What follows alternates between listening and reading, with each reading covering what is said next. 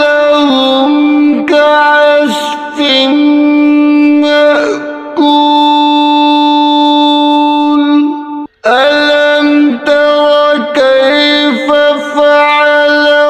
ربك بأصحاب الفيل ألم يجعل كيدهم في تضليل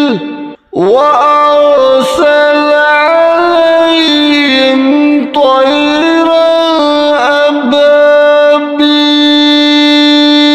أبابيل ترميهم بحجارة من سجيل فجعلهم كعصف مأكول ألم تر كيف فعل ربك بأصحاب الفيل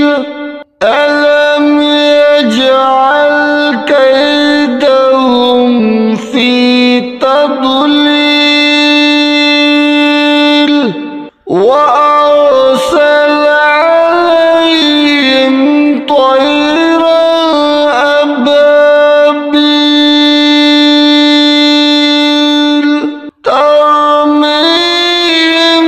بحجارة من سجيل فجعلهم كعصف مأكول